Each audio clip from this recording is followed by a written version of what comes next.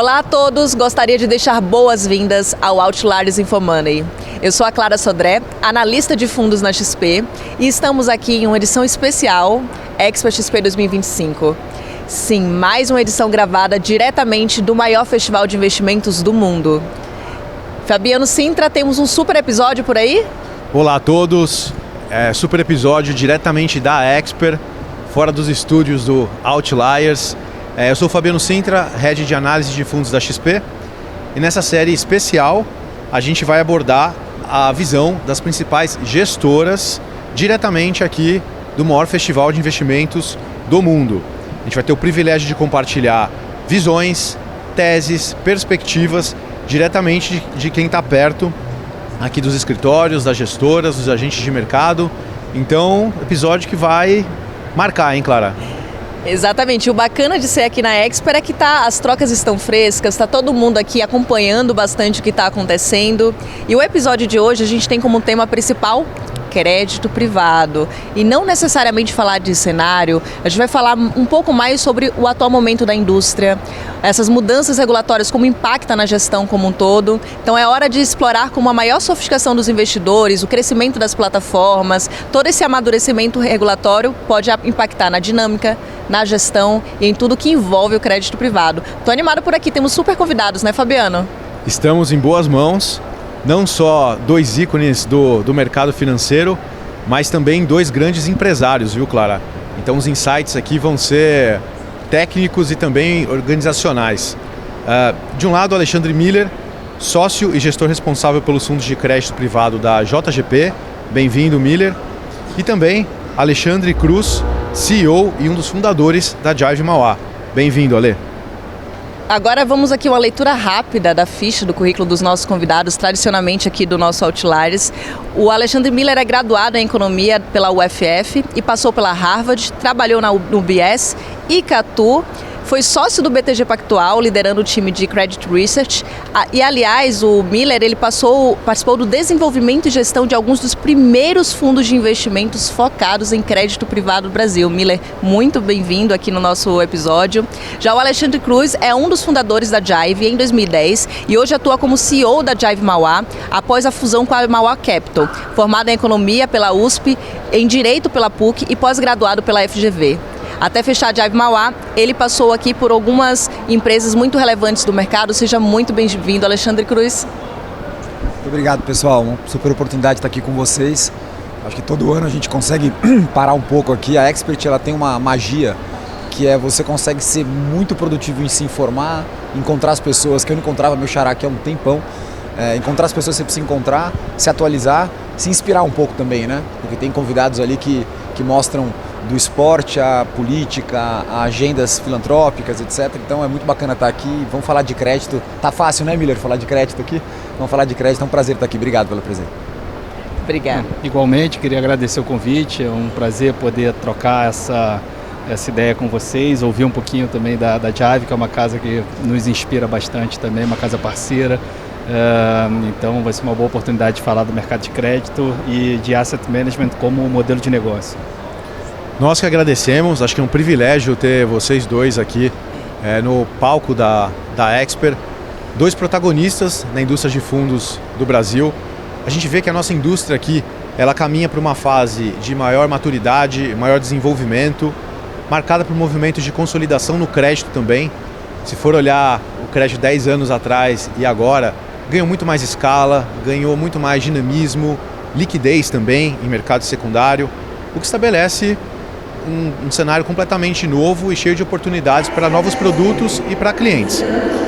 Vocês poderiam compartilhar a visão de vocês sobre esse movimento que a gente tem visto principalmente no crédito e como que vocês enxergam com o avanço regulatório, com a sofisticação do investidor, o que a gente deveria começar a exigir de fato das gestoras de crédito nesse novo estágio? Eu acho que o produto fundo de crédito, ele foi o produto que mais se demorou a se desenvolver na indústria brasileira. A gente teve o crescimento primeiro de fundos de ações, depois de fundos multimercados, e os fundos de crédito vieram um pouco mais tarde. A primeira razão que fez isso atrasar foi um pouco de uma política de direcionamento de crédito pelo Estado, né? O tal do crédito subsidiado, crédito direcionado, né? Isso foi muito presente nos primeiros governos do PT. Isso, de certa maneira, asfixiou um pouco o desenvolvimento do crédito via mercado de capitais. Isso começou a ser corrigido com a ponte para o futuro, com a aprovação da TLP e com as reformas macro do governo Temer, né? E de lá para cá a gente teve a combinação de uma evolução macroeconômica com fatores microeconômicos, né? Uma das grandes transformações micro que a gente teve, que também permitiu o desenvolvimento dos fundos de crédito, foi a abertura das plataformas de investimento, onde a XP teve um papel-chave e transformando toda a arquitetura de distribuição de produtos financeiros no Brasil. Quando esse dinheiro passa a migrar da poupança para um primeiro contato com produtos de investimento mais sofisticados, os fundos de crédito começam a aparecer como uma alternativa, quase que uma versão de entrada para aquele dinheiro que chegava da poupança, mas a XP certamente teve um papel muito chave nessa transformação microeconômica da nossa estrutura de mercado. Então esse foi o pano de fundo, talvez, dos últimos 15 anos, né? Se você olhar mais recentemente, os últimos 5 ou 6 anos, eu acho que outro fator, para além dos juros altos que a gente historicamente tem no Brasil, que ajudou o desenvolvimento da indústria de fundos de crédito, foi a capacidade de desenvolver e adaptar produtos.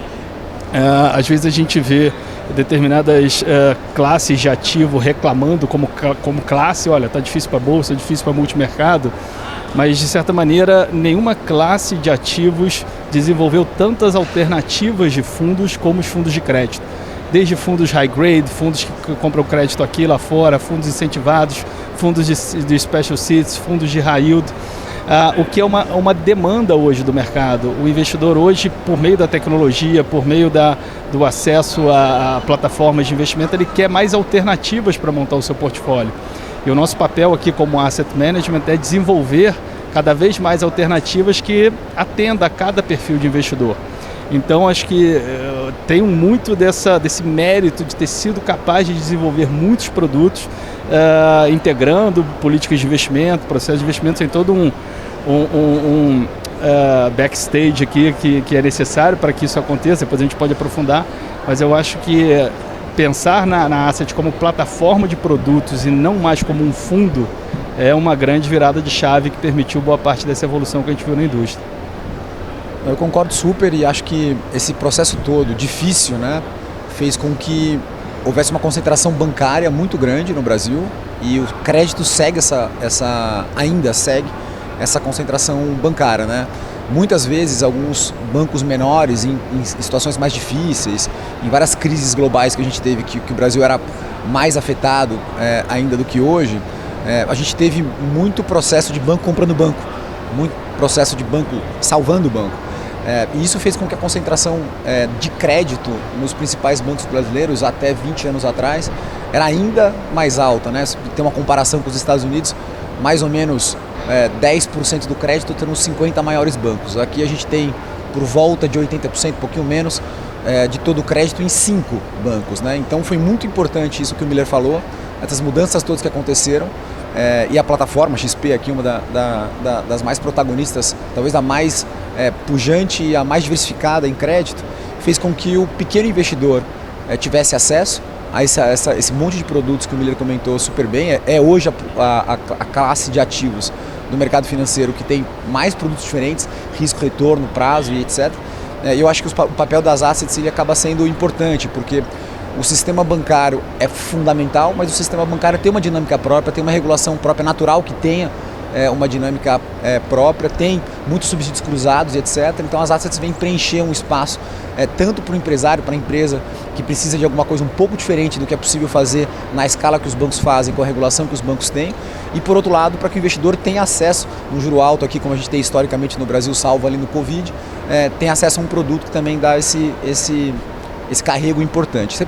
Parte da pergunta final ali, para continuar aqui com a bola rolando, foi um pouco do que o investidor precisa procurar, né, hoje em dia no crédito. A gente sempre tem aquele tripé que todos nós aqui falamos bastante, vocês falam muito no Outliers, né, de você ter a liquidez, você ter o retorno, né, e você ter as taxas. Né, e eu acho que o crédito, o importante para o investidor hoje é entender que o crédito está a mais de 2 dígitos há muito tempo. Então isso de um lado cria uma oportunidade de você buscar produtos que vão ter base no CDI, vão ter base nesse índice, portanto vão ter um carrego mais elevado, mas é importante lembrar que está difícil para as empresas, né? Então a gente tem que ter um equilíbrio. Eu diria que o investidor que se sofisticando, o investidor se educando aqui com a XP, o investidor que está procurando um equilíbrio de carteira, é natural, quando o juros está alto, que a gente migre mais para renda fixa, um pedaço de alocação maior na sua carteira. Agora, o que procurar? Então, JGP é uma casa histórica, o Alexandre se mistura com a história do crédito no Brasil. É muito importante que o investidor entenda que ele não terá tudo na carteira dele. Se ele concentrar demais em algo que está dando um retorno alto, porém o prazo muito curto, o saque muito curto, a gente sabe que o investidor precisa ter a emergência, precisa poder, parte da sua carteira, poder acessar a liquidez, se ele precisar de uma emergência, ele precisar daquela liquidez de curto prazo, ele precisa buscar casas tradicionais. Acho que estamos aqui com duas das casas principais aqui, temos algumas casas outras que a gente admira bastante. E a segunda coisa é tentar entender que o seu portfólio possa prover uma parte em liquidez, mas a parte que está buscando um pouquinho mais de retorno, é importante entender se não existe aqui um encurtamento entre liquidez e retorno, que vai fazer com que na outra ponta o gestor que está dando esse retorno um pouco mais alto, numa liquidez muito curta, isso pode estar significando um risco muito grande para aquele que está investindo. Por uma razão muito simples, mas que é importante lembrar. É impossível no momento que a gente está vivendo aqui falar em crédito que não tem inadimplência, né? A teoria de portfólio é para que você tenha risco-retorno, onde você vai conseguir ter fundos que têm tamanho suficiente e que têm prazos suficientes e muitas vezes combinação de fundos para que você não consiga ter que vender os seus bons ativos, fazer a sua carteira que está performando ser sacrificada porque você tem inadimplência na carteira. Inadimplência vai ter, crédito, não tem como você fazer crédito sem inadimplência. O importante é você ter uma estrutura na sua carteira de alocação que entenda que você deveria estar olhando longo, médio e curto prazo, portanto buscando liquidez em ativos de crédito ou gestões de fundo que entendam que essa liquidez requer um pouco mais de cuidado com a gestão do caixa, portanto retornos um pouco menores. Vamos combinar com o CDI desse tamanho, se a gente tiver passando do CDI na sua parte mais concentrada, na sua parte mais conservadora, você está dobrando o capital a cada 7 anos no patamar que está. Então, o importante para o investidor é tomar um cuidado para que ele não precise da liquidez naquele fundo que não te dá liquidez. Ou que ele escolha fundos que têm carteiras ou que têm histórias ou gestoras que têm histórias ainda mais curtas ou que estão talvez tomando um risco tão grande que no momento que tiver um soluço, ele vai haver saque. Você vai ter que sacrificar a carteira boa, e é aquele investidor que estava falando, olha, isso aqui tem muita liquidez e muito retorno, isso no longo prazo é bastante difícil de acontecer. Com o crescimento da indústria de fundos, a assimetria entre grandes e pequenas gestoras aumentou. E no crédito, essa diferença se reflete na capacidade de acessar operações exclusivas, estruturar carteiras com maior liquidez, sustentar times grandes. Como vocês enxergam esse equilíbrio entre a escala e especialização e quais são as estruturas, seja comitê, mecanismo de verificação ou até mesmo processos de testes de estresse que são essenciais para manter a consistência e segurança do investidor, especialmente diante de um ambiente mais competitivo? Deixa eu falar um pouquinho sobre diferença de tamanho entre as gestoras e como é que isso impacta o modelo de negócio, que acho que é a primeira parte da pergunta, né? A estrutura de mercado, na minha concepção, está mudando quando a gente fala em termos de fundos de investimento ou produtos financeiros. A gente tem na cabeça muito os fundos de alfa tradicional, que são os fundos do Druckenmiller, do Warren Buffett, ou até os fundos mais tradicionais lá da casa do André Jacuzzi, aqueles fundos marcados por grandes trades e grandes histórias e grandes multiplicações que vieram a partir de uma decisão de um grande portfólio manager, né? Essa é a ponta da pirâmide aqui do mercado financeiro. Esse pedacinho do mercado, ele é muito restrito e ele é de difícil escalabilidade, né? Os grandes hedge funds americanos têm uma capacidade muito restrita e selecionam clientes para entrar, porque eles não conseguem replicar essa capacidade de escolha de bons ativos de forma tão constante em escala industrial. Na base da pirâmide, a gente tem o que a gente chama de produtos de beta tradicional, que são os ETFs. Então, se o investidor quer montar um portfólio com um pouquinho de S&P, com um pouquinho de IMAB, com um pouquinho de cripto, ele tem ETFs que permitem ele fazer um portfólio de beta passivo, né? E no meio do mercado aqui, tem o que a gente chama de produtos de alfa alternativo, que é um alfa que não vem só do picking e da escolha do gestor das melhores teses de crédito, mas é um alfa que vem da construção de uma infraestrutura de acesso a teses que o investidor não conseguiria acessar de outra maneira. O que eu estou falando aqui? Em um movimento de verticalização e um início de um processo de originação proprietária de teses de crédito que vão alimentar os fundos. E aí as teses podem ser mais variadas possíveis, podem ser teses de securitização, teses de sale-leaseback de terras, teses de compra de ativos trancheados, que a Jive já colocou de pé, mas cada vez mais o valor entregue para dentro da estrutura do fundo está vindo dessa capacidade de acesso e não mais da decisão individual de um gestor que está sentado atrás de uma tela. É nesse sentido que a diferença de tamanho vem fazendo muita diferença no modelo de negócio. As gestoras maiores hoje têm a possibilidade de verticalizar mais os seus modelos de negócio e acessar mais teses de investimento diferenciadas. Hoje na JGP a gente está com 70 pessoas no guarda-chuva da JGP Crédito, né, das quais 27, 28 pessoas fazem parte do time de originação e estruturação, que é a nossa divisão, que é a JGP Financial Advisor. A gente olha muito modelos de empresas de private debt lá fora como referência, né? A Apollo, por exemplo, é uma grande referência que a gente olha. A Apollo hoje tem 3.000 pessoas trabalhando na gestão, 4.000 pessoas trabalhando em mais de 20 plataformas de originação de ativos diferentes. Esse é o futuro do mercado, não vai ser mais o brilhantismo de um portfólio manager atrás de uma tela tomando as decisões, mas vai ser a capacidade de criar acesso para os investidores a teses específicas. É nisso que a gente está apostando e é a forma que a gente vê o futuro do mercado. Mas eu não podia concordar mais. Eu acho que o capital, as soluções de capital ficaram muito sofisticadas porque o mundo ficou muito dinâmico. Uma empresa que precisa fazer uma aquisição de um ativo, uma empresa que precisa se refinanciar porque teve atrasos no seu projeto de energia, uma empresa que sofreu com o fluxo de caixa, com alguma regulação nova que o Brasil colocou, ela não precisa de um crédito ou de um tipo de crédito, ela precisa de uma solução de capital com tipos diferentes de crédito. Isso que o Alexandre falou, concordo muito, já é o futuro. O jeito que a gente tentou se organizar foi criando alguns backbones, alguns espinhas dorsais com prazos mais longos, que é onde se entrega mais retorno.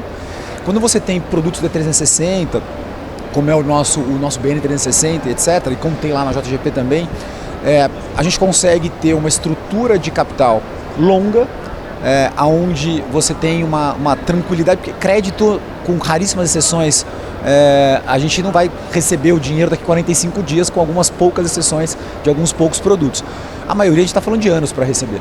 Então é importante que o seu passivo seja adequado, seja estável para isso. E aí, a partir de um fundo maior, com um passivo mais longo, você consegue fazer soluções de capital, como o Miller estava falando, e aí sim criar outros bolsos e outros produtos que podem ter prazos mais curtos, que vão estar com uma diferença de privilégio ou senioridade, ou compartilhando garantias, ou com garantias melhores, etc. Então, eu concordo bastante, a gente tentou organizar a Jive dessa forma também, que é você poder ter mais de um gestor, bem mais de um fundo, e que muitas vezes esses fundos em conjunto apresentam a melhor solução para que aquele empresário precise. E na ponta do cliente, na ponta do investidor, do cliente da XP, ele vai poder olhar e falar, olha só, dentro dessas casas tradicionais, eu consigo colocar o meu dinheiro, onde vai ter um pouco mais de retorno, ele vai ficar um pouco mais de tempo aqui, mas eu consigo colocar em fundos mais curtos.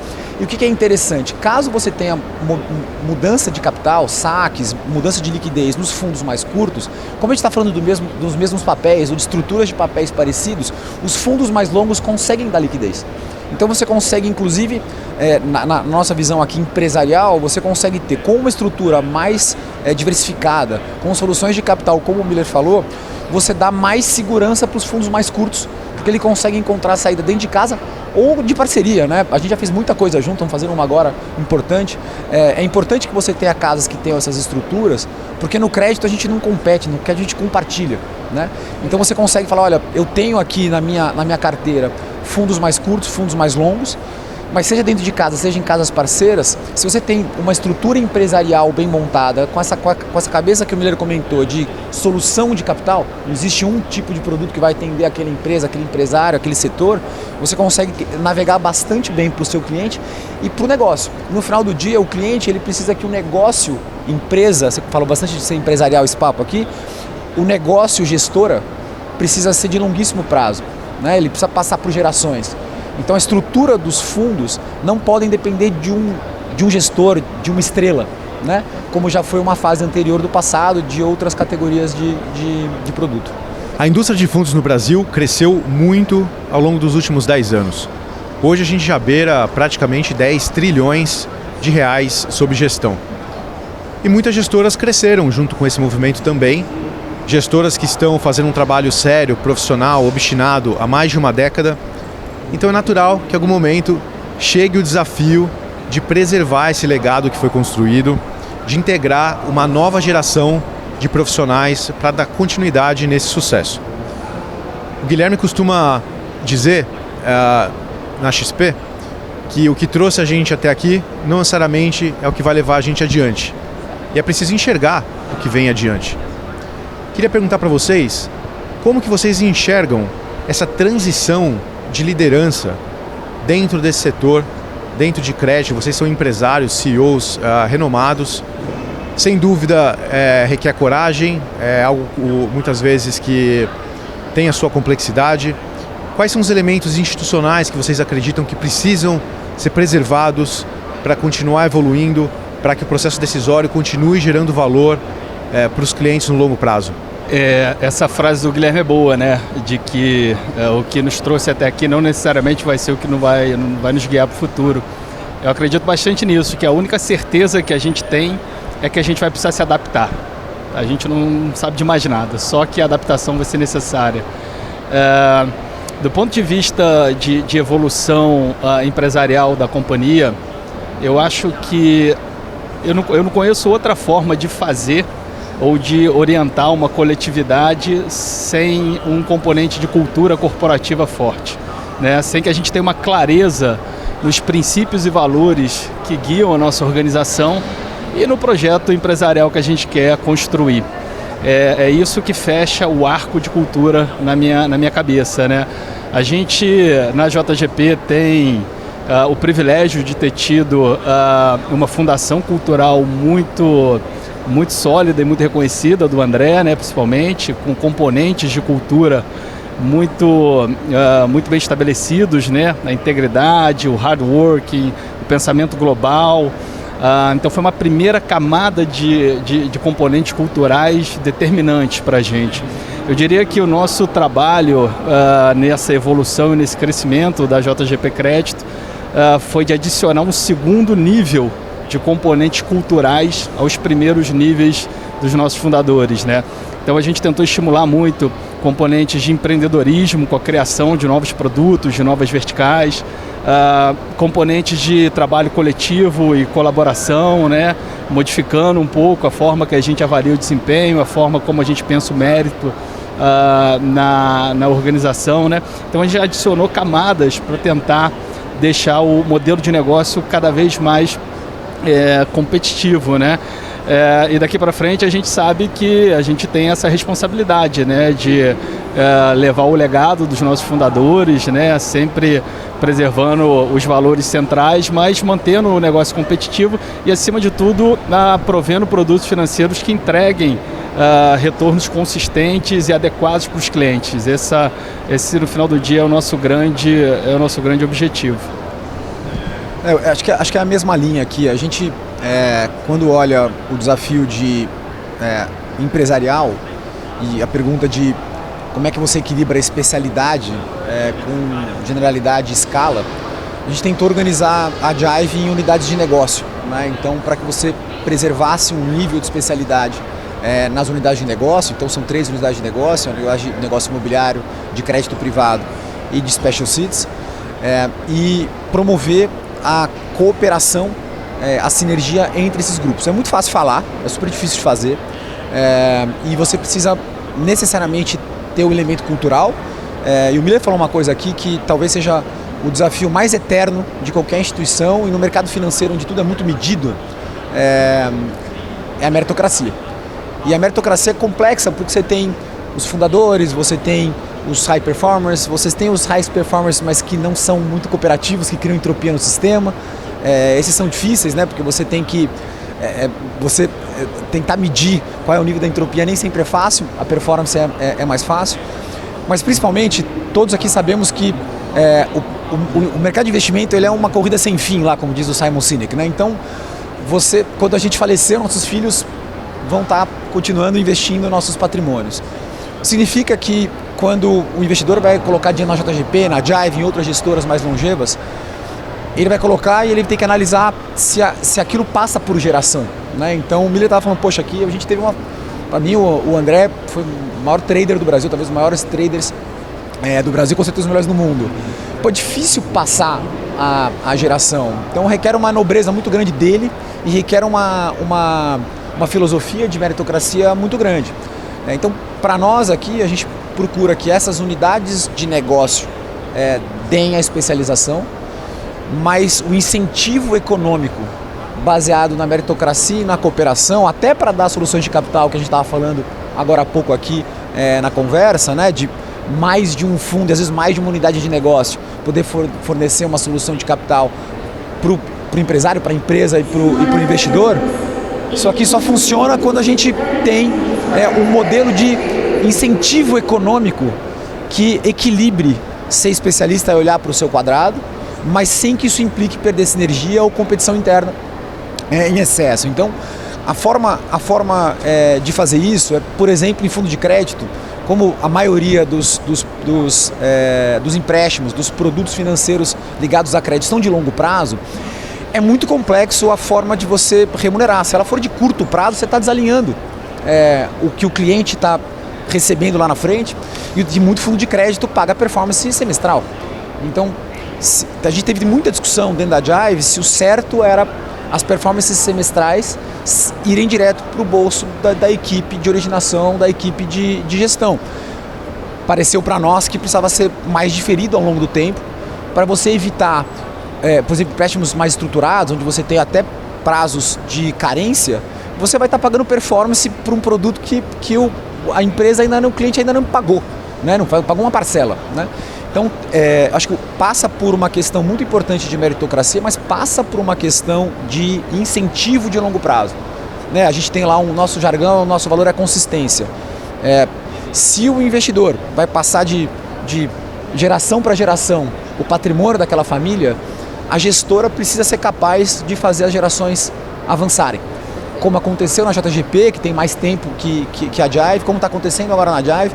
Então são modelos importantes. E aí acho que a primeira parte da pergunta, que é consolidação, eu acho que vai ser sempre natural nascerem empresas novas, né? Olha a história da XP num mercado que seria difícil a gente 25 anos atrás dizer que a gente já está sentado aqui com essa quantidade de pessoas, de stands, né, e de conteúdo aqui dentro. Então assim, acho que sempre vão surgir gestoras novas, mas tão verdade quanto isso é que você precisa, seja para soluções de capital que a gente estava falando agora há pouco, seja para as gestoras serem built to last, né, serem feitas para durar, como diz lá o Jim Collins, a gente precisa de consolidação. Você não consegue ter soluções de capital e você passar por gerações de empresários gestores nas gestoras se elas forem pequenas. Você sacode muito, né, e aí você desanda toda essa lógica de investimento de longo prazo, consistência em resultado. Então você precisa o tempo todo estar olhando para isso. Eu tenho certeza que na JGP é igual, mas o meu trabalho, o jeito que a gente se organizou, o meu trabalho não é mais gerir fundo já há bastante tempo. Claro que eu estou em alguns comitês de investimento, alguns comitês de acompanhamento, tem muita governança, por óbvio. Governança, aliás, é uma parte importante de longevidade, de escala, né? Mas, por outro lado, alguém precisa pensar na empresa. Acho que esse novo capítulo de profissionalização e de escala das gestoras de crédito e gestoras em geral, está claro que as gestoras não são fundos, não são gestores só. Elas são empresas e por isso precisam ter a cultura forte, como o Miller falou, precisam olhar muito a meritocracia e alguém precisa estar pensando na empresa, na cooperação, na cultura, na meritocracia, na transição de geração, no longo prazo. Então, acho que desse jeito, provavelmente a gente vai ter um processo, já está acontecendo, né, Miller, de consolidação. A gente vai ter gestoras maiores, mais estruturadas, mas sempre vai ter espaço para aquele nicho, para aquela nova ideia. A gente está falando de AI, né? Tem muita tecnologia acontecendo, então o mercado vai ser assim, mas eu acredito que a gente vai ficar mais parecido como nos Estados Unidos, né? As gestoras de crédito são as maiores gestoras de todas, ou as gestoras globais. Seu maior pedaço é crédito, pela solução de capital. Até nas soluções de aquisição, equity, a estrutura de crédito faz parte de 80% da solução do capital. E a gente vai enxergar que pequenas gestoras que começam a crescer ou vão participar de uma plataforma maior. Eu acho que é importante falar aqui, até um agradecimento, a XP tem ajudado muito em fazer esse ecossistema ser mais longevo e mais saudável. Seja dando dado, seja fornecendo capital, fornecendo inteligência, ajudando a desenhar produto, usando o banco XP para estruturar produtos com estruturas diferentes de capital. Então acho que todo o ecossistema está indo para a direção de mais governança, mais escala e um equilíbrio entre especialização e escala. Excelente, excelente. Quando a gente olha para a nossa indústria hoje, ela tem passado por um processo muito grande de transformação. Então, mudanças regulatórias muito grandes, evolução do perfil do investidor brasileiro e bastante volatilidade. Além da 175, várias mudanças também impactaram a indústria de fundos, que influenciou desde a tributação até mesmo critérios de elegibilidade para incentivos fiscais, entre outros. Todas essas mudanças acabaram reconfigurando a configuração de diversas classes e demandando também dos gestores uma ação estratégica mais rápida. Hoje podemos dizer que o crédito ele tem ganhado protagonismo na carteira dos investidores, mas a grande pergunta é o futuro. Como é que fica o futuro de crédito privado no Brasil? Então, como é que vocês enxergam o futuro do crédito privado no Brasil nos próximos 10 anos? Vamos colocar aqui um pouco de longo prazo. Você sabe que quando a gente fala, o nosso nome é JGP Crédito, né? A nossa empresa, né? Nosso braço. E o crédito em si já começa até a gerar um certo desconforto, como se crédito não fosse, ou parecesse limitar um pouco a gente, né? A sensação que começa a dar na gente aqui é que a gente provavelmente vai ser mais do que crédito, né? Acho que a Jive já teve experiências onde comprou NPLs, converteu em participação societária, foi para dentro da companhia tocar turnaround, já é quase uma atuação de private equity, né? No modelo mais clássico. Eu acho que o futuro, Clara, vai ser um futuro na direção de soluções de capital, que vai estar muito associada com essa capacidade de desenvolver produtos, né? Como a gente falou no início, não se trata mais de um fundo de crédito da JGP, se trata de uma plataforma de produtos, né? Então, o arranjo corporativo, cultural que a gente tem que fazer para permitir que a gente tenha uma plataforma adaptável em termos de produto, ela vai ser muito importante para que a gente possa continuar entregando as soluções de capital na ponta, que vão ser os grandes drivers de geração de valor para o investidor. E não mais uma decisão de trader minha ali como portfólio manager que comprei ou vendi. Então essa transformação ela vai continuar acontecendo e também vai configurar muito provavelmente a próxima perna de financial deepening no Brasil. A primeira perna de aprofundamento financeiro que a gente vivenciou aqui foi justamente com a abertura das plataformas de distribuição de produtos financeiros, né? Quando os investidores passaram a ter acesso a produtos diferentes e as companhias passaram a conseguir captar funding de outras formas, né? Para além do crédito bancário, CRA, CRI, fundo imobiliário, FIAGRO. A próxima perna de financial deepening, na minha opinião, vai ser justamente as gestoras se aproximando da economia real, desenhando soluções de capital de 50, de 100, de 150, de 200 milhões de reais, operações que os grandes bancos já não têm tanto interesse em fazer, porque estão mais focados em grandes emissões, mas é uma necessidade do empresário, né? Uma necessidade da economia brasileira. Então o futuro na minha cabeça está nessa direção, na direção de soluções de capital e de uma plataforma de produtos que não vai ficar mais restrita só a crédito. A gente vai começar a falar de capital híbrido, a gente vai começar a falar de private equity, por que não venture capital, né? A gente, por exemplo, na atuação na Regia Capital, nosso braço junto com a DD Asset de ISG. Por vezes a gente pega projetos incríveis, arruma toda a estrutura de funding do empresário, projetos de reflorestamento, recuperação de pastagem degradada, e a gente fala, cara, o mais difícil a gente já fez. Por que não apostar um pouco no equity desse projeto também e surfar o crescimento da companhia junto? Então esse ecossistema de crédito vai poder irrigar muitas novas teses de investimento. Pô, a gente tem um alinhamento muito grande aqui de visão das duas casas, né? Tentando aprofundar o que já foi falado aqui, que eu concordo muito.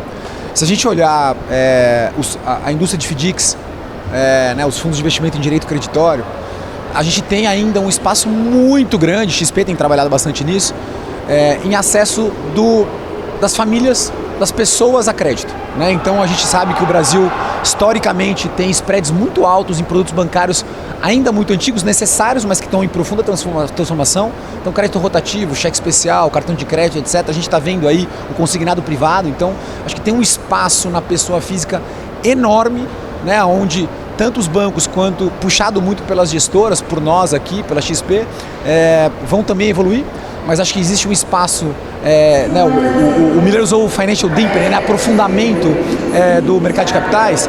Eu acho que a pessoa física, a família na ponta, também vai ter que ter acesso, vai poder ter acesso à estrutura de capital, às soluções de capital para aquela família mais arrojadas. Ele falou do VC, pô, a gente já tem o tal do Venture Debt, né? A gente já fez bastante operação assim também, que muitas vezes você não está na fase da empresa onde dá para ficar diluindo mais o empreendedor. Ele precisa de capital. E muitas vezes você precisa entender, de uma certa forma, a tal da unidade de negócio dentro da gestora que vai olhar aquilo com especialização para poder achar soluções de capital bem importantes. Ele comentou quando você tem alguma coisa ligada a clima ou ligado a ESG, etc, etc. Quando você vai para as médias empresas, também. Você precisa de bastante solução diferente se aquela média empresa cresce por franquia, se ela cresce por licenciamento, etc. E, gente, no alto da cadeia também. Então é muito importante as casas se consolidarem, porque as estruturas de capital, inclusive para equity, como o Miller estava falando, às vezes são 80% estruturas de crédito que mordem um pouco, se aquilo dá certo, mordem um pouquinho, chama de quase equity ou quase capital, né? Você tem ali as estruturas onde você tem o que o mercado chama de kicker, ou uma espécie de uma comissão, uma performance em cima daquele EBITDA, daquela transação que aconteceu. E os cheques estão ficando maiores porque a indústria está crescendo e a consolidação está ficando grande. Então, seja no topo da cadeia do tomador de crédito, seja na ponta de baixo da cadeia do tomador de crédito, a gente está muito longe dos mercados evoluídos. Então, acho que tem um espaço muito grande. As assets vão fazer esse papel em todos os caminhos, os bancos vão seguindo pela escala e pela regulação diferentes, eles vão chegando depois e todo mundo ganha com isso. Ganha porque plataformas como a XP conseguem provocar essa solução, vocês são muito data-driven, né? Vocês têm muito o pulso do que está sendo preciso na outra ponta, o assessor, o B2C, enfim, estão ouvindo muito a outra ponta. As assets são as primeiras a reagir, né? Com a plataforma da XP a gente começa a criar os produtos que possam atender essas novas demandas, novos espaços vão ser preenchidos e os bancos vêm atrás com soluções ainda maiores. Então acho que a gente tem um espaço para a indústria de crédito enorme. A taxação, vamos descobrir, né? A XP reabriu os fundos ontem, é isso? Mas eu acho que ainda continua sendo o produto crédito, ainda que os incentivados agora pagam um pouco mais de imposto, etc. Eu acho que o produto de crédito, por tudo que foi falado aqui, ainda vai ser o produto que mais vai crescer na indústria. Eu acho muito pouco provável que tenha algum outro produto na indústria que cresça mais de crédito por essa tamanha necessidade que a gente ainda tem de financiamento para todos na cadeia. Sem dúvida, esses são elementos que jogam a favor e acho que explicam até esse crescimento tão pujante do crédito nos últimos anos. Mas também vamos reconhecer que existem alguns ventos que sopram contra às vezes, né? Recentemente, essa novela do IOF aqui no Brasil mostrou o quanto que existe insegurança jurídica, quanto que o arcabouço às vezes não é tão previsível. Qual que é a visão de vocês sobre o pós agora? O que vocês acham que vai adicionar um novo dinamismo para a indústria, em termos de fluxo, em termos de emissões, tanto primárias, impactos de mercado secundário? O que é o mundo pós-mudanças regulatórias no Brasil, especialmente no crédito? Eu acho que esse tema da segurança jurídica, ele é um tema muito importante para a economia brasileira, tá? A gente não está falando aqui só da mudança do IOF sobre os ativos isentos.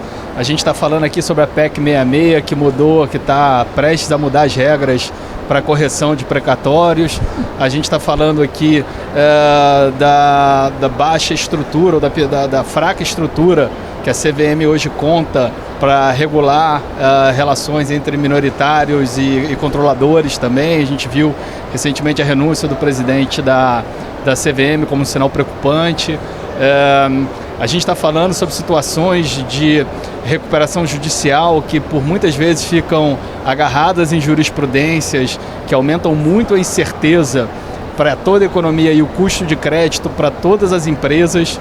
Então, assim, é muito importante que a gente, como sociedade, tenha uma consciência de que a segurança jurídica é a base para o desenvolvimento econômico, né, em qualquer esfera, né? Então, vale esse disclaimer.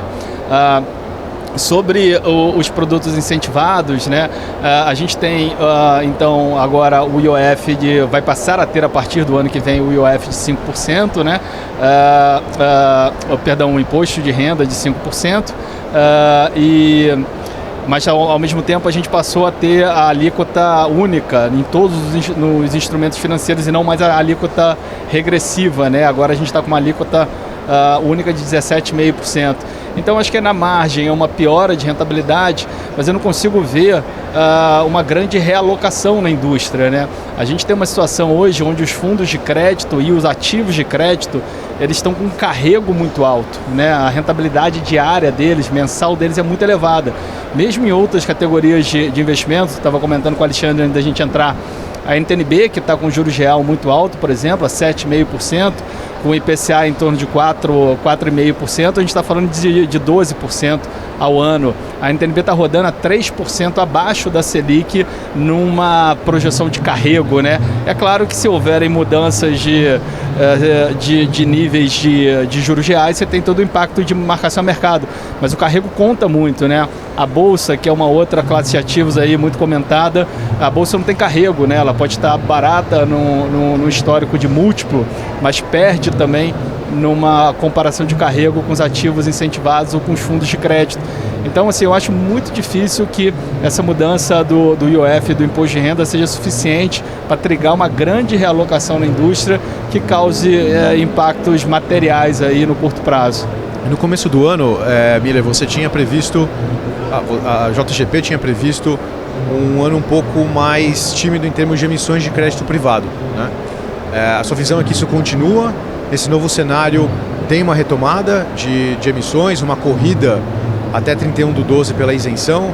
Qual que é a visão atualizada da JGP nesse tema? Esse ponto é importante, porque o mercado ele tem, claro, o componente de fluxo, mas ele tem um componente de ofertas, né? E o fato é que esse ano a gente tem rodado com ofertas médias de renda fixa na casa de 12, 13 bilhões por mês, distribuídas a mercado. Esse número ano passado foi de 25 bilhões por mês. Parte dessa redução é a redução da demanda por crédito para CAPEX discricionário dos empresários, né? Com a Selic muito alta, os empresários estão revendo planos de investimento. Outra parte é a antecipação de rolagens de dívidas e exercícios de liability management. Então, a gente acha que não vai mudar esse cenário, a gente acha que a política monetária vai continuar provocando uma redução no volume de emissões, e isso é um componente técnico importante para a dinâmica de spreads. Mesmo com potencialmente menos fluxos, o mercado vai continuar apertado na oferta e demanda, na nossa visão. Oi, Fabiano, Clara, Xará aqui do lado, isso que a gente está falando aqui, ele para o bem e para o mal, eu vou explicar o para o bem e o para o mal aqui um pouco para a gente debater.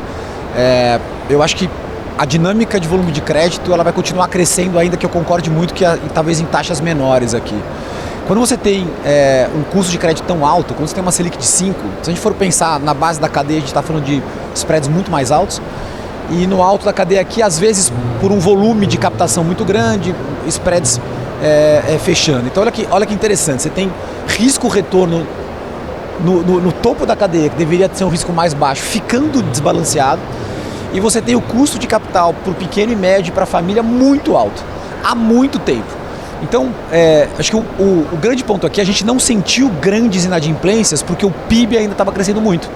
Por razões, não dá para explicar porque o PIB cresce, precisava ter mais 45 minutos aqui, mas por razões que vêm desde a época do juro baixo, desde a época do incentivo e principalmente pelo crédito, né? Então, o que é o perigo aqui para a gente, né? Toda essa insegurança jurídica de taxação e todas as outras que foram comentadas aqui, principalmente a recuperação de crédito, como o Miller bem falou, né? A demora em recuperação de crédito por vários fatores, principalmente o judiciário, mas não só o judiciário. Assim, precisa procurar casas que estão há muito tempo fazendo a mesma coisa com consistência.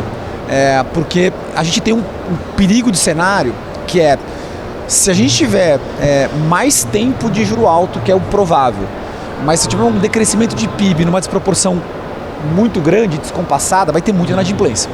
O que significa que os fundos de crédito, ou vários dos fundos de crédito da indústria, vão sofrer com inadimplência. Então é importante procurar casas, aqui tem duas, mas tem outras, casas que estruturam o próprio crédito, né? Você tem uma necessidade muito grande com o juro a 15% e com taxação de IOF, que vai fazer a ponta do crédito ficar mais cara, não só o investidor, mas a ponta ficar mais cara, ainda mais cara do que já está.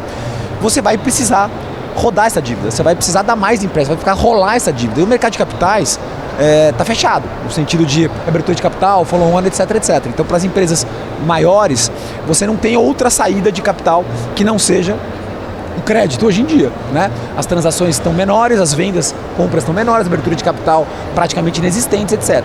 Então, o que é para o bem e para o mal? Para o bem, a demanda por crédito vai continuar alta. As empresas vão precisar rolar as suas dívidas.